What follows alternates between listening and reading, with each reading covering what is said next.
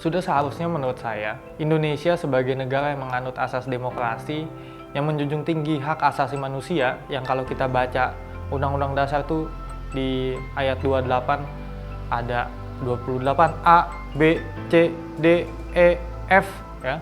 Itu ngomongin tentang hak asasi manusia.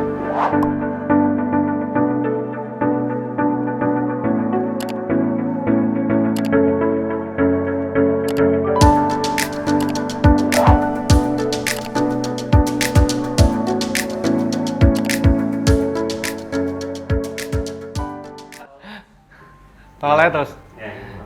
Lanjut. Action. Assalamualaikum warahmatullahi wabarakatuh.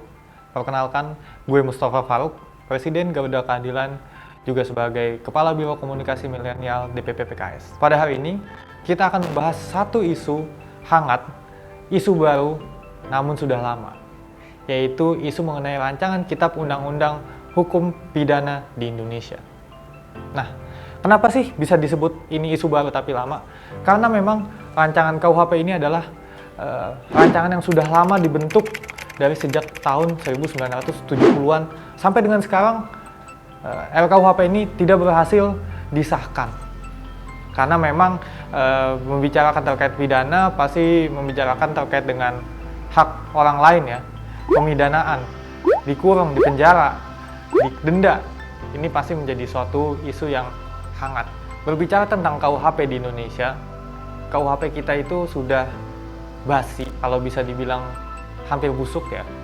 Karena kita masih menggunakan KUHP peninggalan zaman Belanda, di mana di Belanda sendiri KUHP tersebut udah nggak lagi dipakai. Tapi kita masih pakai KUHP peninggalan Belanda tersebut, yang itu diterbitkan pada 1880 sekian. Sampai hari ini kita masih menggunakan artefak tersebut. Karena itu tadi memang banyak stakeholder, banyak kepentingan, banyak hak-hak orang lain yang menyangkut di dalamnya. Mungkin itu jadi suatu alasan kenapa ini lama banget ya disahkannya. Atau mungkin karena nggak penting aja dianggapnya sama anggota dewan kita, bisa jadi.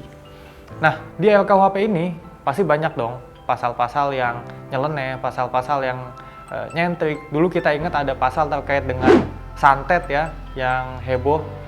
Dan sekarang ada pasal yang heboh juga dan akan selalu heboh di setiap mencuat lagi isu RKUHP, yaitu terkait dengan pasal penghinaan.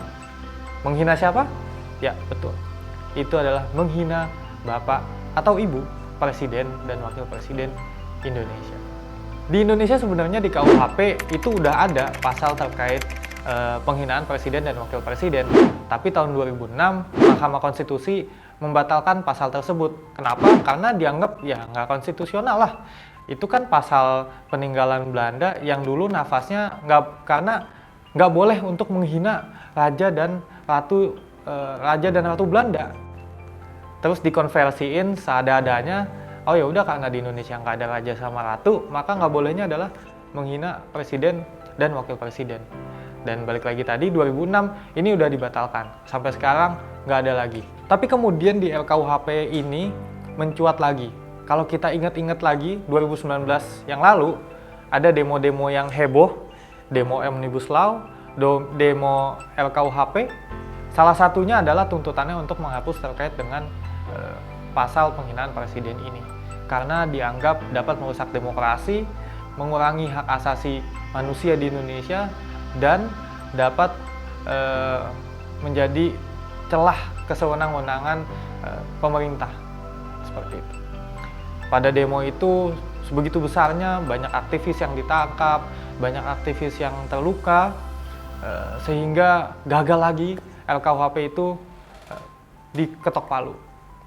Nah, pada 2022 ini kita lihat ada lagi mencuat isu terkait dengan ketuk palunya rancangan KUHP. Kalau kita ingat-ingat lagi, DPR kita di periode ini hobi banget yang namanya cepet-cepet ketok palu.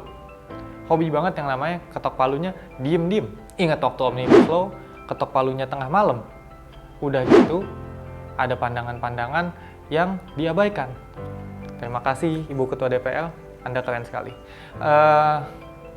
Sehingga jangan kaget apabila misalkan nanti ada undang-undang yang tiba-tiba disahkan, termasuk mungkin RKUHP ini. Nah, polemik masalahnya lagi adalah sampai dengan detik ini si RKUHP ini belum ada draftnya di masyarakat. Kalau teman-teman buka lamannya DPR atau search lah di Google draft rancangan KUHP, itu nggak ada. Bahkan yang saya baca di berita memang draftnya belum diterbitkan, belum dimunculkan. Dibilang bahwasannya draftnya mirip lah sama draft yang terakhir, dibilang draftnya nggak jauh beda.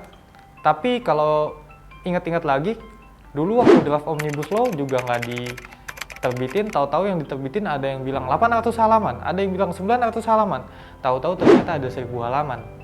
Nah, kejutan-kejutan kayak gini, gue sih nggak siap sih dikejutin kayak gini. Apalagi ini KUHP yang menyangkut hajat hidup orang banyak, yang menyangkut terkait dengan pemidanaan di Indonesia, terkait dengan penghinaan presiden tadi. Sudah seharusnya menurut saya, Indonesia sebagai negara yang menganut asas demokrasi, yang menjunjung tinggi hak asasi manusia, yang kalau kita baca Undang-Undang Dasar tuh di ayat 28 ada 28 A, B, C, D, E, F, ya, itu ngomongin tentang hak asasi manusia, sehingga nggak pantas kayaknya kalau mengenai masalah penghinaan presiden ini masuk ke dalam KUHP, karena sebagai juga proses check and balances di Indonesia, siapa lagi kalau bukan masyarakatnya yang akan memberikan masukan, yang akan memberikan reminder kepada presiden kita,